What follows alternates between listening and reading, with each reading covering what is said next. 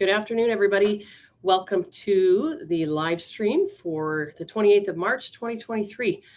I am Sergeant Monica Harris with Central Region Uniform Recruitment out of headquarters. You'll notice that I don't have a friend or a partner with me today because we are doing so many outreach events right now that Sergeant Nick Keys from East Region is at one right now, and we were supposed to be doing this together. So good luck with that, Sergeant Keys. I know you'll be doing a great job. And I was just looking at the opp.ca events page, and it is just wall-to-wall events coming up until May right now. So thanks for joining us this afternoon. This Ask Me Anything, we're going to kind of leave it open in terms of what we can talk about, and I welcome any of your questions. I'm going to do my best to watch what's rolling through and answer anything that you want. So I'll give you a little bit of background about me for those of you that I haven't spoken with before.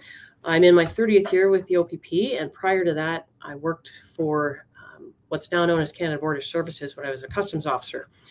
So that gave me a really good springboard for a couple of years prior to coming into policing.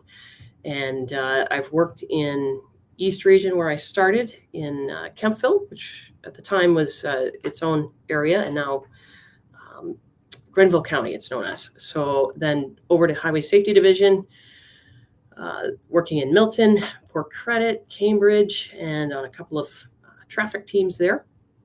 And then moved over to Queen's Park Detachment for about a year and a half. Had a really good experience there working with our special constables that are there. And it's a really, really unique position. And we're always looking for members to try that. It's a security-based kind of position. So if you've got a background in property security and CCTV monitoring, that kind of thing, those kinds of roles will come in super handy down the line for you. And then from there over to Caledon Detachment, and then up to headquarters for a variety of different roles. And I've been in uniform recruitment since 2018 now. So thanks everybody for joining us.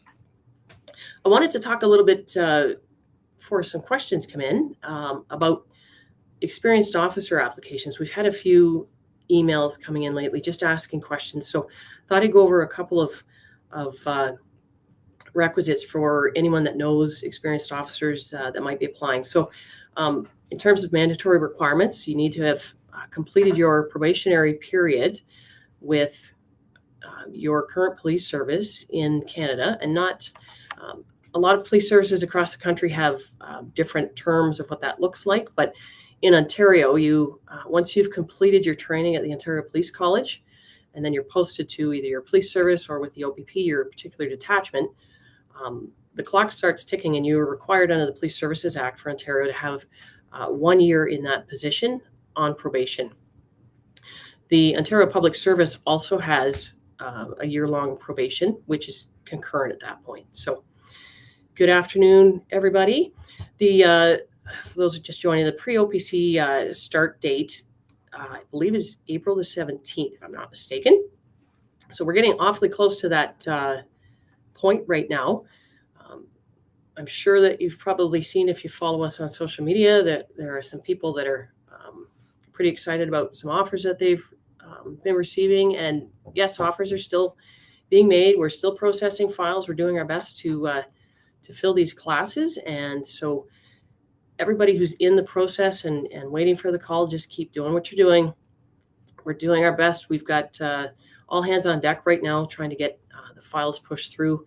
Our background investigators are scheduled to the hilt, just back to back with background investigations. So it's a really good time right now to have your application in, and it's always moving. There's just different processes the whole time. So I'll get back to the experienced police officer piece in a minute. I just want to respond here to Ethan McKenzie. So good afternoon. Anything regarding careers with the OPP, please do fire away, and I will do my best to answer them. If I don't know the answer, I can find somebody in this huge organization that can help you out, and we will get that for you. So someone has just indicated they've been given a request to submit a shuttle run video for OPP. So that is one thing that happens when you put your application in. Once your application is accepted and you've met all of those mandatory basic requirements, In order to ensure that you're at a minimum level of fitness, you are required to videotape yourself performing the shuttle run, the 20-meter Leger shuttle run. And you have to show yourself from end to end being timed and how many levels that you get to. So somebody's asking, do you need to go beyond 7? I'm of the mind that you know yourself the best. You know what the requirement is minimum 7. I've always tried to do above and beyond and try to max yourself out. You are trying to compete for very few positions here against hundreds and hundreds of other people. So that to me just shows that you're highly motivated. And if you're physically fit enough to go beyond that, go right ahead. Why wouldn't you? Why wouldn't you? Excuse me. So applicants, are they notified when the background investigations begins? Of course. So it's a good question, because I know from the time that you have an interview, sometimes you're waiting for, you get that package that you have all these forms to fill out, and you're not sure what part of the process you're in. And then again, depending on scheduling for background investigators, they will get in touch with you. Once the background investigator has been assigned, they will reach out to you by email, introduce themselves, and they will ask you to connect with them, maybe over the phone. You have a conversation, and they'll ask you for what it is that they need in terms of you reaching out to references and setting up interviews for them around their schedule. A schedule that works for both your reference and the background investigator. Now, the background investigator has a very tight timeline. They've got a set number of weeks that there's to get the investigations completed.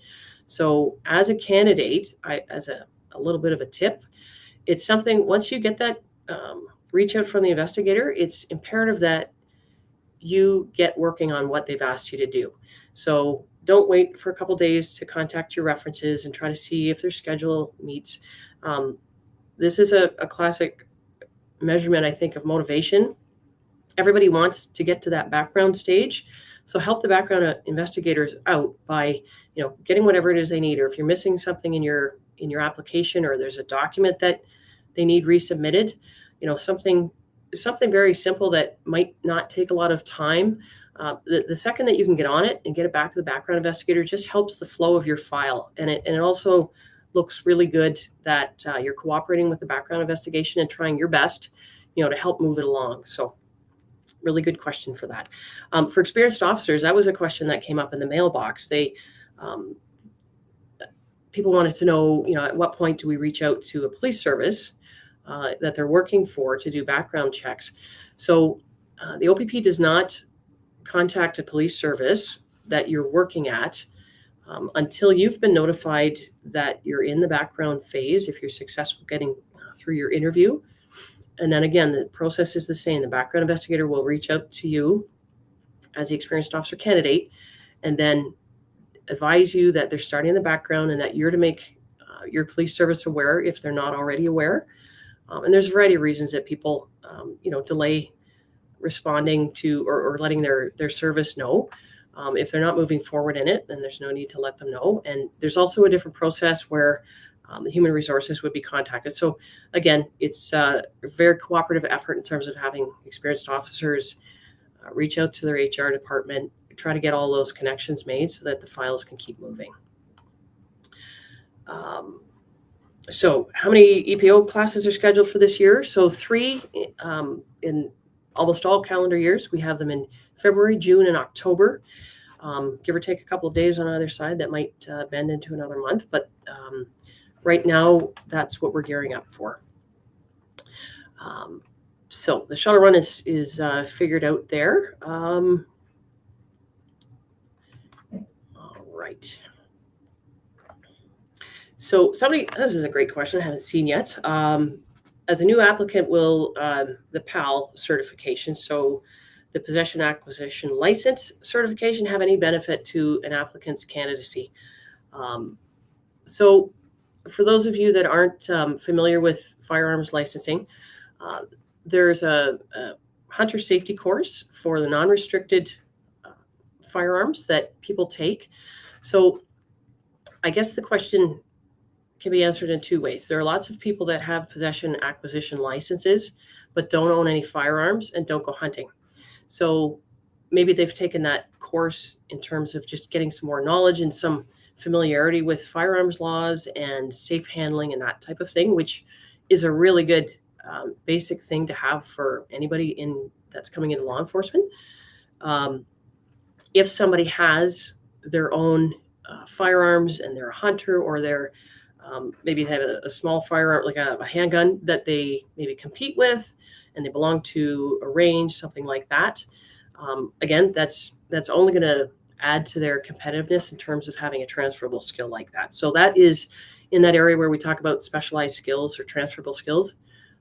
That is a really, really good one to have. Before I came on the job, when I was working with Canada Border Services, we did not have firearms issued to us at that time. That's a long time ago.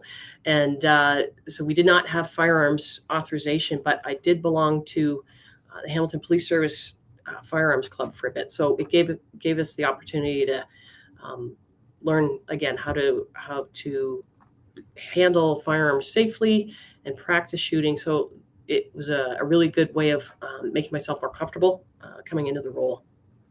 Great question there.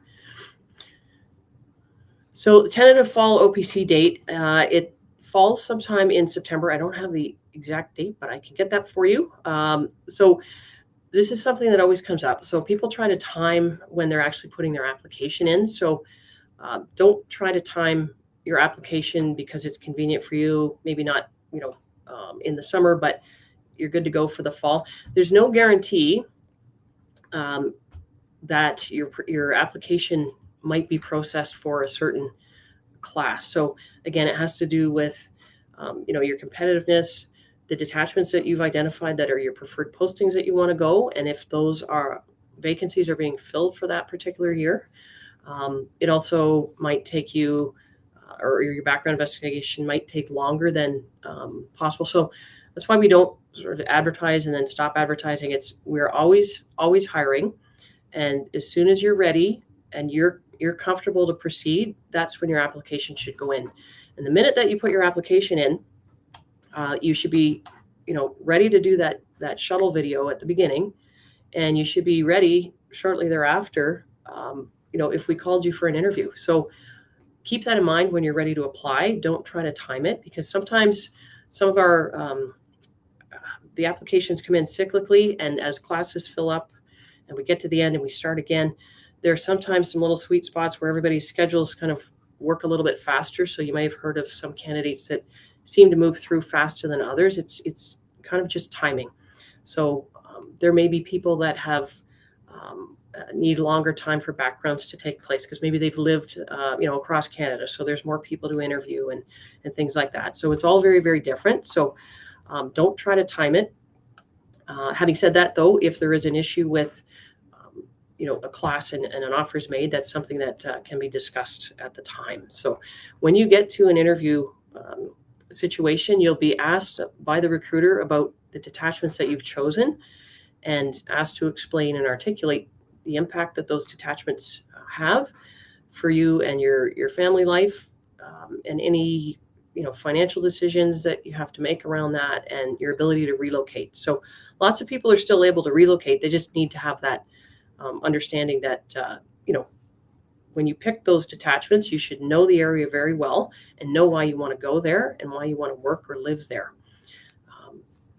So thanks for that question.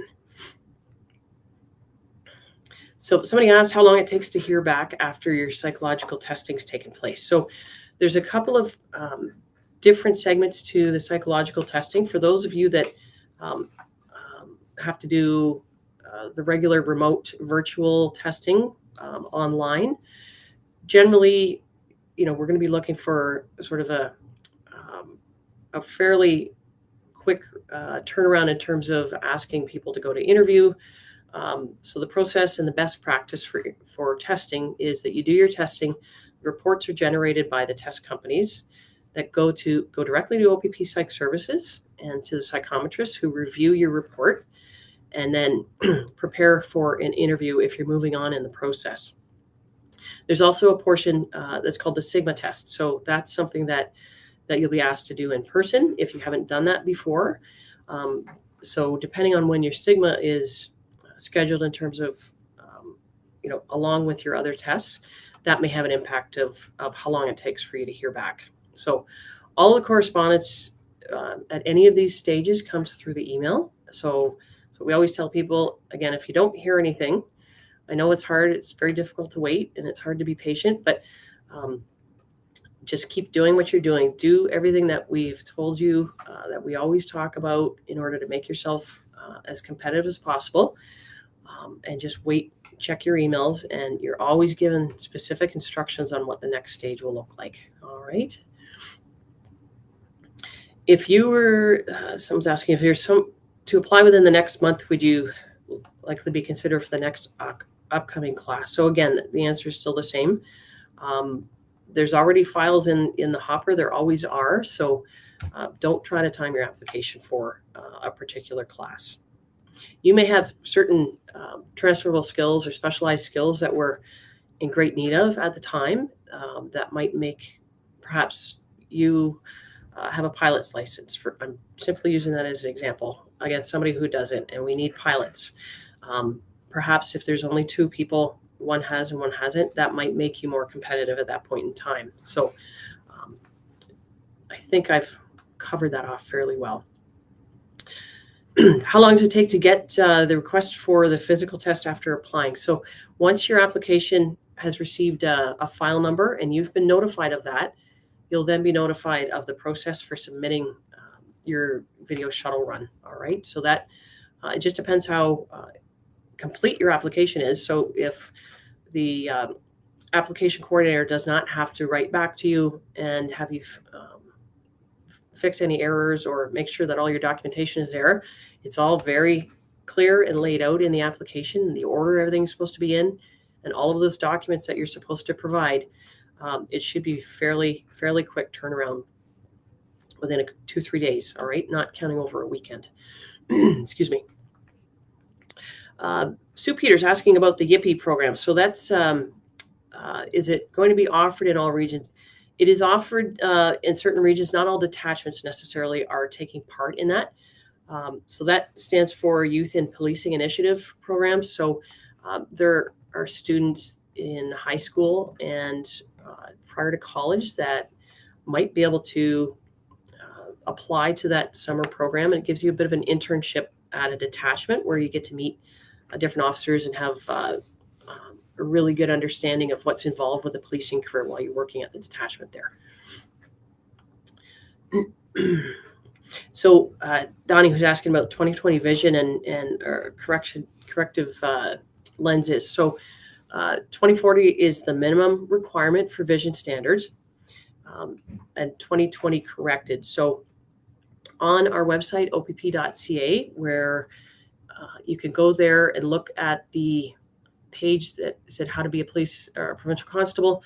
That page has a variety of resources, and one of those is the medical clearance. There's a document there that you can review all of the things that are being reviewed in your medical if you're successful in getting to the background stage. We ask that you look at that before you even apply. And it outlines the vision and hearing standards and all of the other areas that your physician is going to have to speak to when they do actually do your full medical clearance. So that is found on that document. So 20/20 corrected is what the actual standard is. Excuse me. So somebody's talking about tickets in 2020 which damaged the driving record. And just finished your Police Foundation's diploma. So congratulations, Luckwinder, for doing that. That's a great achievement. So in terms of how we look at convictions on driving records, it's, again, if you're invited to an interview with a recruiter in this process, you're going to be expected to know all of the tickets that you've ever received. You should know your driving history. They shouldn't be maybe so far, back in your history that you don't remember. I remember every time that I was ever stopped, and if I was involved in a collision, they all kind of stand out for me. So make sure if you're a little fuzzy on those dates and those times, make sure before you come to an interview. Just take some time. And this should be part of your application piece too with your self-assessment guide. Sit down, write out all of the incidents that you can remember, even if it was a non-reportable collision in a parking lot, private property, or something like that. And maybe it wasn't enough to go to a collision center. All of those things still need to be disclosed. So same thing goes for any traffic tickets, or if your license was ever suspended, or parking tickets, bylaw tickets. You're going to be asked about all of those things, and you're expected to be able to disclose all of that. So if you're a little bit unclear on the details of what happened, and you know someone else might have those details, I would recommend writing all of that out ahead of time, just so that you're clear and you're able to articulate yourself. And especially around convictions, if you've done anything to improve your driving and how you've done that since that point, and what you learned from any mistakes that you made. Okay. So Ethan's just finished a university degree. Again, congratulations. Next steps, again, go to opp.ca. You'll see on the careers page, opp.ca/careers, you'll be able to see all of the information that's required. It does take a lot of time to get an application together. I think we maybe don't talk about this enough. It's many, many hours, and I'm sure all of you who have gone through the process can attest to this. It's documents, it's transcripts that you have to order. It's potentially getting driver's abstracts from other provinces or states or countries that you've lived in. All of your personal identification documents that are requested, reference letters, that kind of thing. So it can't be done in a week. So prepare all of that ahead of time and double check that you have everything. If you haven't, Ethan, gone to an information session, or you're not sure if you're quite ready yet, on the events page, you can see there's a variety of different constable information sessions that are available for you to go to. And that's going to set you up in order to, you'll be able to know at that point when you think you're ready to get going for an application. Or maybe you want to travel, or maybe you want to get some other work experience or life experience before you actually put the application in. So it's really difficult to tell you, what you can do or should do, because I don't know anything more about you. But you can look at that self-assessment guide at the beginning of the application, and just sit down for an hour and kind of gauge where you're at in terms of, maybe other people that have been successful in getting on the job, and maybe you want to mirror their steps in getting a certain type of experience. So that is my answer for that.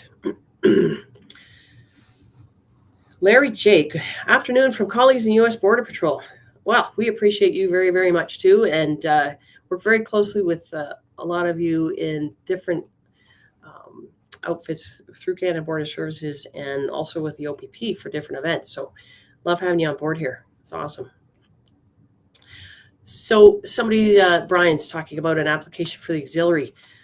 After speaking with a sergeant, recommended applying as a constable. So that's an interesting dilemma, and I guess that's a great dilemma to have. So sometimes you maybe sell yourself short in terms of how ready you think you are to apply as a constable, or maybe it's a confidence builder, or maybe you think you need a little bit more volunteer experience, so you apply as an auxiliary first because you want to get that experience.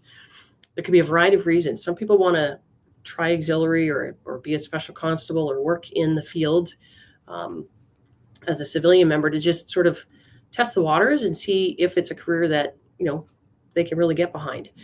And they're all valid reasons why you wouldn't want to put in as a constable right then. But if you've got a lot of the competencies already and you're being encouraged, we do work very, very closely with our auxiliary unit for the provincial program here. So if we see somebody that is ready to apply, and it looks, at least on paper, we haven't maybe met them yet, but it looks like they're meeting all of those really high bars for the self-assessment, we're going to reach out. We're going to say, why don't you apply? We think you're ready. And there are some cases where we encourage constable candidates where maybe they're not successful at the interview stage, but we see a lot of potential. For the last 3 years, we've been encouraging those people to then apply to the auxiliary just to get that extra added experience or a little bit of volunteerism. And open them up to the career. So it kind of goes both ways. So in terms of starting the application, the two applications are quite different, Brian. So the auxiliary one is much shorter than the constable one. So the auxiliary program, if they've already received your application, will put it on hold until the constable process is complete, and vice versa. Okay, hope that answers that. So good luck with whatever you decide to do. So OPP requiring a passing grade for 75% for the PIN test. So yes, at the Ontario Police College, the minimum standard you need to pass with all of your studies is 75%. So permanent residency for working in police. So either a Canadian citizen or have permanent residence status. That is what you require. It's a mandatory requirement for working with the OPP. So yes. In the driving history section, should we mention tickets that we weren't convicted for? Absolutely. Full, frank, and fair disclosure is a term that we use in policing. And in terms of going to court, we can't hide things that, as police officers, when we're doing investigations, we can't hide information. If we've laid a charge against somebody, either provincially or in a criminal case, we can't hide information because we think it might make the person look maybe too good, or it doesn't really matter because it doesn't have to do with the charge. If I've come across some information in my investigation that applies to this person, then it forms all part of that investigation. And by law and case law, it's called full, frank, and fair, and I have to disclose that to the Crown so that they can then disclose it to the Defense Council. So I liken that to the same thing we tell you all of the time at our information sessions. Even if you think something might not look favorable on you, or you're not sure how it's going to look, I can guarantee you we're likely going to find out at some point through the process. So it's always best to be honest up front. We've said this many times. We say it at the, when we're doing our psych testing, we always trying to present ourselves as the perfect person, but nobody's perfect, and we're all human beings. So if you've made a mistake of some sort, and sometimes mistakes aren't as big as maybe you think they are, but if you've received a ticket and you weren't convicted of it, you should be prepared to talk about, why you received the ticket and what you learned from it, or why it was quashed, or how you got off from it. So absolutely, you need to talk about all those things. You need to disclose that, because if we do find out about something, and maybe you haven't disclosed it on your pre-background questionnaire or with the recruiter or with the background investigator, and it's found in another way, it looks really, really poor on you in terms of integrity, because you have had numerous opportunities to disclose it and you didn't do that. So it's a part of being an adult and having to take responsibility and be accountable. And then again, it goes back to being accountable through your whole career. We can't be hiding things. All right. Great question.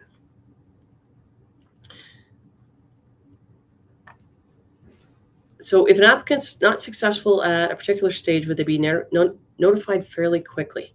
The no news is good news always applies in the process, Nicholas. So I know it's hard to wait. I remember waiting and waiting and waiting at times too. And there was no email when I was waiting for mine 30 years ago. So it is a test of your patience at times, for sure. So if you haven't heard, and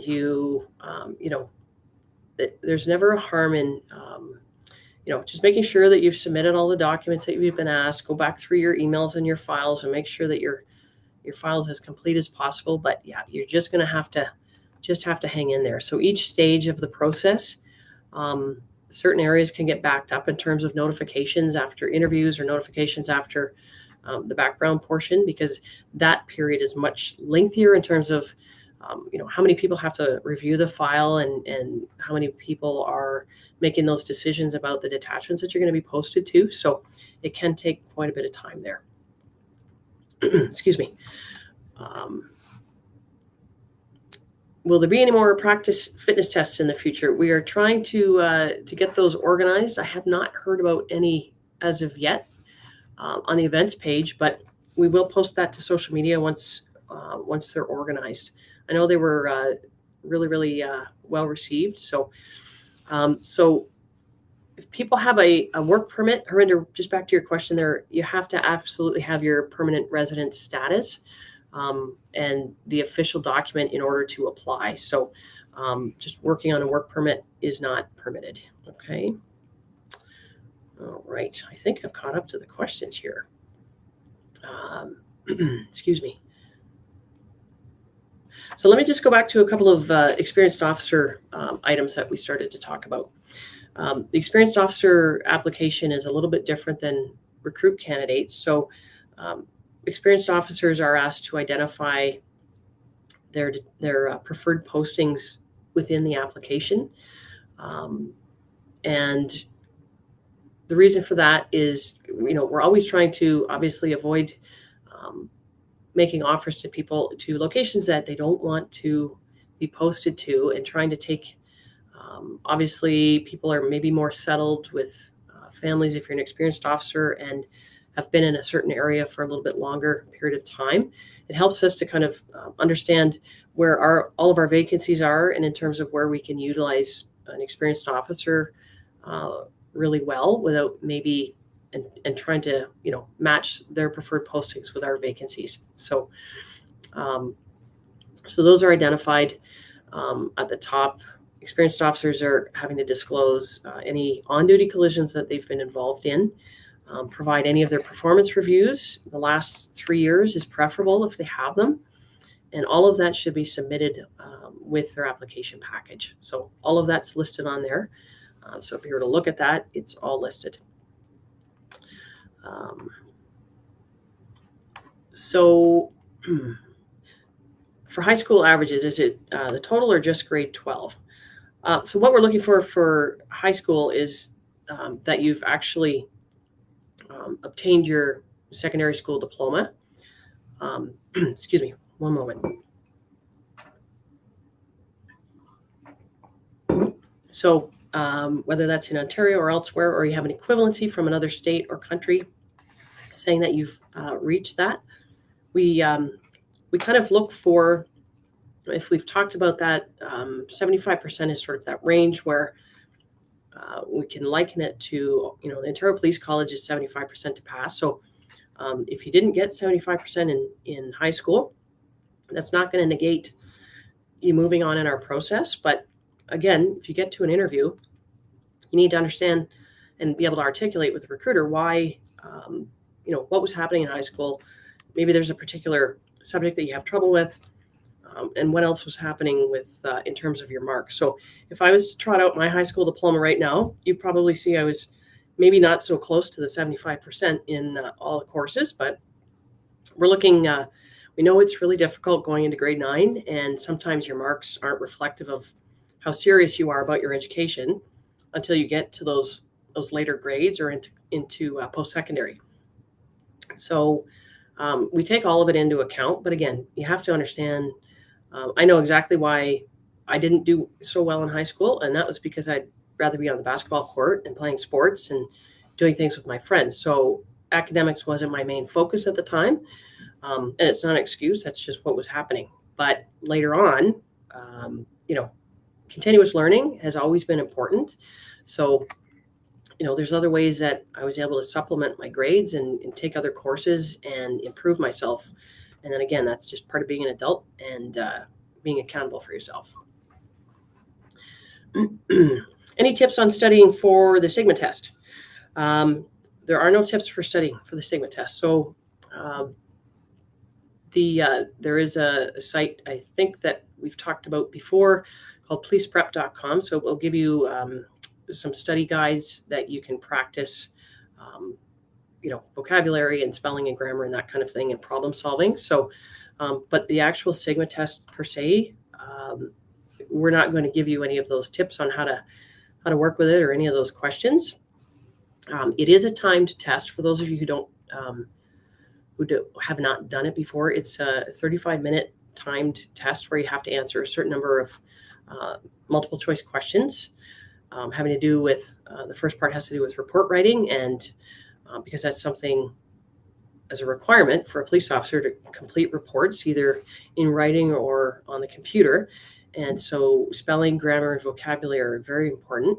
And then the other part of the test has to do with reading situations that a police officer might find themselves in and answering questions about the information. It's reading comprehension that we're looking for there, and being able to apply your knowledge. Kelly's asking, if you applied once before and were unsuccessful but plan to apply again, would the process be any quicker the second time around? I would suggest not necessarily. Yes or no. It's hard to say. The process is the same in terms of if it's been several years or a couple of years since you applied, Kelly, the application has to be redone. So our forms do change as time moves on and different requirements are had. So there may be the screening portion and the request for an interview and all of that would still follow that same pattern of time. So unless there's something significantly different, you're still going to have to go through all of those same stages. Okay. Is 38 too old? Brandon, what are you asked? 38 too old for policing or something else? 38 looks like 55 or looks like 24. So everybody's an individual. We don't set any limits in terms of how old you have to be. You max out at 75 as per the government, but there's lots of people at 38 and at 45 that have come on the job and been able to show us a whole lot of life experience and a lot of continuous learning. And for whatever reason, maybe they just never applied before. So everyone's encouraged. Excuse me. So whenever you think you're ready, and life, sometimes life kind of takes you away from your goals when you intended to apply versus where you are right now. Think of all of the things that you've done up to 38 or 45 or however old you are. And that goes for people on the other end of the spectrum too. I've met many 21 and 23-year-olds that have a lot more experience than I certainly did at that age, and other people that I know that have at 30. So everybody's an individual, and we're really proud of the way we process our applications because we do look at everybody individually, and that's why we try to be really encouraging and try to help you articulate, how to present your information and present your own type of experience that you have, whether that's through specialized training. You may never have gone to taken a police-related course, excuse me, but you've worked in the trades, or you've worked with people, or maybe volunteerism is your passion. So that involves a lot of transferable skills like that. So Sean's 52 years young. That's awesome. So we've hired people in their 50s. So sometimes there's second and third careers for people, and you never know what somebody's bringing to the table until we see your application. So that's fantastic. Go for it, Brandon. Richard's asking what we'd expect from a candidate applying for the second time for the position as a constable. So the short answer is we want to see development. I don't think there's any secrets in telling you that. If you've applied and you get that letter, that is a big disappointment. There's usually a line in there that says, we're not trying to be flippant when we say we want you to go away and self-assess and look at those areas of assessment that we're always talking about in terms of your employment history, your academics, your background, and your fitness, your community service. Have a really good sit down with yourself after you've given yourself a little bit of time to be upset, but then put it away, get the self-assessment guide out again, and sit there and figure out what you're going to do to come back better and more improved, because we're looking for you to develop in certain areas. So if you're not sure what those are, then just show us some development and show us what you've done since the last time that you applied. I'm pretty confident that nobody's perfect in all of those areas of assessment. And even with all the years on that my colleagues and I have, there's always areas that we can improve on. So it's not so much ticking a box in a certain area as what have you done to kind of overcome that disappointment, and how have you built resilience in yourself, and show us what you're coming back with. Okay. Great question, Richard. Just going to take a quick drink before we get another question here.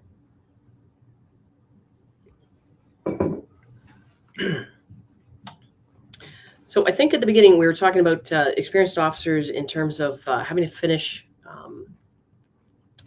their probationary status. So in Ontario, so the reason that we ask for performance reviews from experienced officers is obviously it shows they've surpassed a certain level into different classes. So going up from 4th class up to 1st class, and RCMP members don't go through those different stages, but presumably if they're still working after 4 to 8 years or etc., however many they have on, they have passed their probation. So that is a mandatory requirement. It's important in order to meet the standards as set out by the Police Services Act. So performance reviews also give us a good example of the kind of work that you're performing, the kind of role that you're in, if there's any additional roles. For example, if you're a breath tech or a drug recognition expert, something like that, those additional roles in addition to your frontline policing or other specialized roles allow us to see how competitive you are against other officers.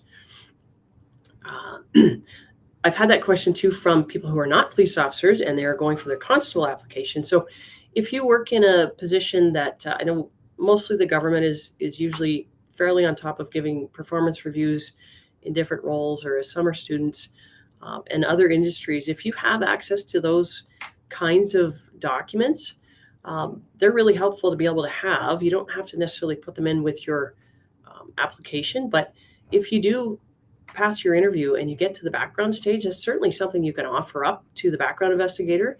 And then it's something that they're going to be, when they're speaking with your employment references, they're going to be able to reference that and compare that with what the supervisors or your other references are telling them. So it's always a good thing. Whatever you can do to brag about yourself, certificates that you receive, commendations at work, maybe you've saved someone's life when you're not in a policing role, any of those things that help to set you apart and make you more competitive, it shows that's going to show really well for your application. And the more things that you put in your application, the less that we have to ask you for at the back end. Excuse me. Braden's asking if you pass the local focus interview and receive a letter that you've passed, what are the next steps? So the next steps at that point, you will receive a letter, obviously telling you to further information is coming. So you may be scheduled for psychometric testing, psychological testing at that point. The background investigator or the background investigation coordinator may reach out to you with a variety of different forms. You thought there were a lot of forms at the beginning of the application process, but at background, there's a whole host of other ones. So that's where your medical clearance, security clearance, other things will be required. And if you haven't completed any of your documents properly, like your personal history form that you gave up to the recruiter at your interview, if there's further details required, they may ask you to go back and fix those kinds of documents. But basically, that starts the clock for all of those other process pieces to be set into motion. So don't do anything. Don't reach out to anyone after you've received that letter. You'll be notified by email. The more phone calls and emails that our coordinators have to answer asking exactly that kind of question slows them down from actually processing the files. So they're doing things in a particular order. So just trust the process. I know, again, it's very impatient. It's hard to be patient, but it really helps if the coordinators can just keep to their workload without having to answer repetitive questions like that. So that's why we do these sessions too, to kind of give you that info. Excuse me. So Gabe's asking about if the discussion around where you'll be posted happens before or after at OPC. So it's always before, contrary to I think how the RCMP works it. When you're given your letter of offer, if you're successful in the process, your detachment will be identified in that letter. And when you get the call, you'll be offered a particular detachment. So that's when the discussion happens. Okay. We don't expect people to go away to college for 3 months and then back to the academy for two more months and and then spring it on you at the last second, because I know everybody's got a life. And if you are having to relocate, it does take some planning. So we are doing our best to get our offers out earlier as well, so that you can plan that. How much information from the medical history is required? So is a release required for the OPP to access a file? So Brandon, there's a on the opp.ca/careers page under the provincial constable application process. On the right-hand side, I think I talked earlier about the document that speaks to all of those areas of your medical clearance that's going to be required. So at the application portion and through the process, we don't access your file. Your physician will be given a form that you give to them if you're in the background stage. So if you are told to go and get that done and provided with the document, which is quite a lengthy, about a 40-page document, once the physician's completed it, they're expected to complete it based on your file. So no, we don't get a copy of that file. I hope that answers that. The physician is expected to provide as much information to speak to those areas that might be of a concern in terms of doing the role of a police officer. So if your physician knows that there is a history, and all of the information is protected under Medical Freedom of Information Protection of Privacy Act, or HIPAA, so the health information rather. So it's all protected, it's password protected, it's locked down in our system. So it's all respected, and it's between you and your physician and the hiring manager, that it's really, really well protected in that way. So, but your physician is still expected to be forthright in discussing any issues that might have been part of a history, and all they're talking about is whether that might be a hindrance to you performing the role of a police officer. So the bona fide occupational job that you're going to be doing, they'll be able to marry that up with what's being asked and see from their professional experience if that's going to be an issue, and then they'll either comment on it or say that there's no issue. Okay.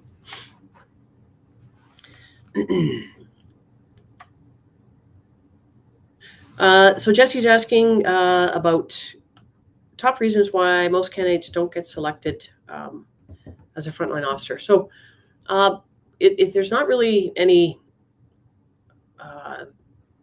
particular top two or top threes that we can point to, again, we're looking at all of the candidates in a competitive way against that pie, against all of those areas of assessment.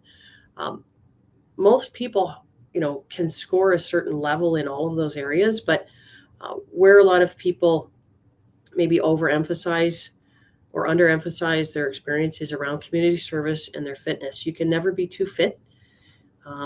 I don't think you can ever work with people too often or volunteer your time in some way. But those are often areas that get neglected because of school, because life gets busy, socializing. You're trying to have a life and you're trying to get to school, and you have to work 2 or 3 jobs in order to make all of the rest of that happen. So there's no sort of one area that outpaces another, but those two are the ones that come to mind. And other times it's people's background, or like we talked about before, maybe your driving history hasn't been as clean as possible, where it presents a risk perhaps to maybe you as a driver or as a professional officer. And maybe there's ways that you can learn from that and take some courses, take a safe driving course or things like that. So there's never any one reason, but again, it's usually the person that sits and self-assesses can usually find out what where they could improve themselves for the next application. Employment history and that kind of thing. If you get to a background investigation stage, again, it's so imperative that you disclose absolutely everything about yourself, and even if it's negative, because if it's found out, it becomes an integrity issue if you haven't mentioned it. So that can be another area that people fall down in and may never know about it. So honesty is the best policy. Great question.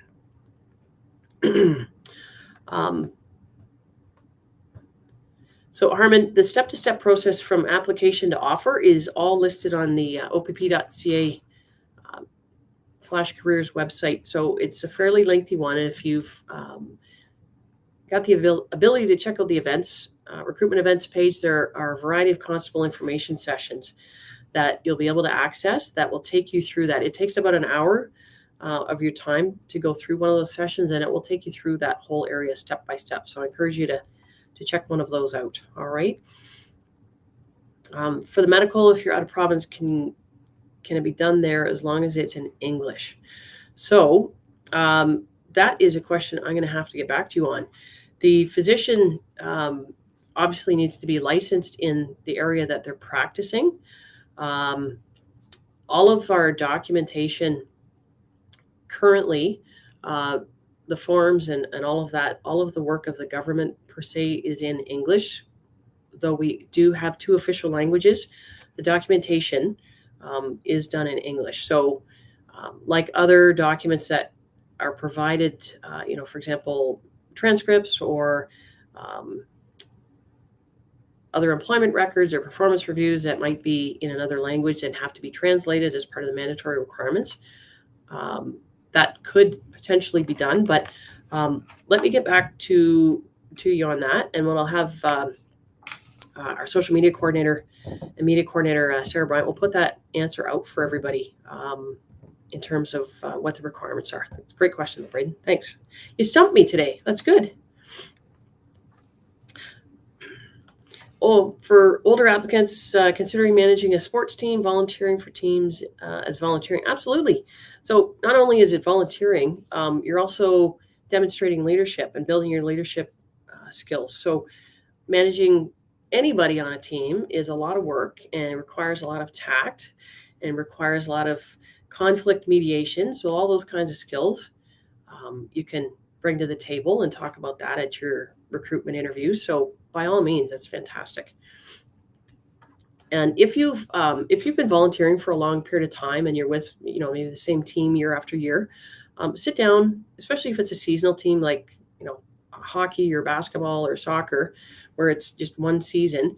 Sit down and figure out all the number of hours that you do, especially if you're the manager and you've got some administrative work and maybe you're dealing with setting up rosters and dealing with the parents and setting up scheduling and that kind of thing. Sit down and figure out exactly the number of hours that you've dedicated, and you'll see through all of those different tasks, different things that you are able to bring to the table. So, being really good with paperwork and communicating with parents. And I know in sports that sometimes parents aren't always happy with coaches, and maybe you're not playing their kids as much as they would like you to do. And so you can talk about maybe how you had to mediate a conflict like that.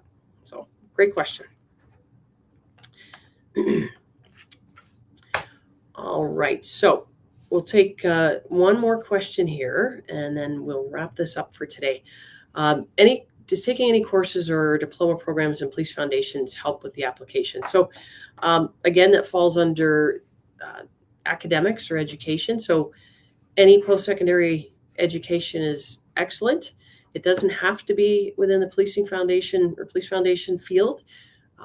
You will go to the Ontario Police College and the Provincial Police Academy with the OPP, and you will be taught everything that you need to know there. So again, what these different programs, whatever your studies are, whether it's in a trade, college, other kind of post-secondary, university, or certificate programs, what it's doing is showing, and presumably you have the ability to think critically and problem solve and work with others and learn about other people's opinions and be able to defend your own thoughts and things, and maybe change your thoughts on issues of the day, and be able to understand kind of how the world works in whatever situation and whatever topic that you study.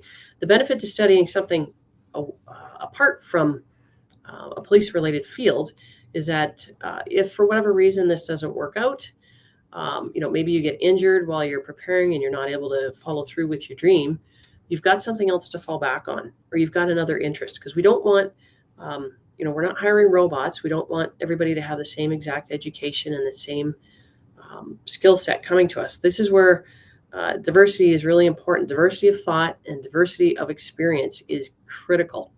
So super important for that.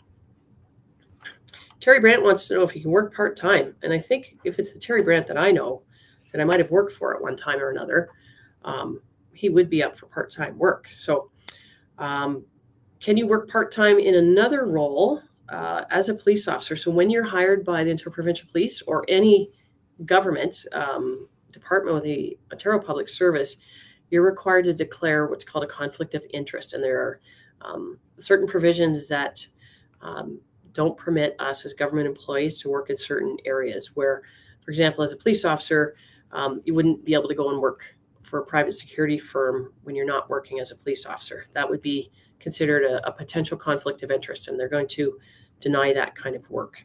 So that's something that you have to declare if and when you're hired. And there's a process, there's a form that you write through our organization, and it goes up to the commissioner's office, and they decide based on the information you've provided, the type of work that it's going to be, whether you're allowed to perform those duties in addition to your full-time role, which is what you're trying to achieve as a police officer. Okay. All right. Well, it's 2:52 today. I thank you for your attention and your time and all the really good questions today. There's some different ones on there. And Braden, I will get back to you about your question there for the medical and if it has to be in English or not. So I appreciate all of your time. And if there are some people that you know that weren't able to join us today, this will be available to watch at a later time. So you can share that with all of your friends. So again, nice to see everybody today. Thanks for your interactions and have a great week.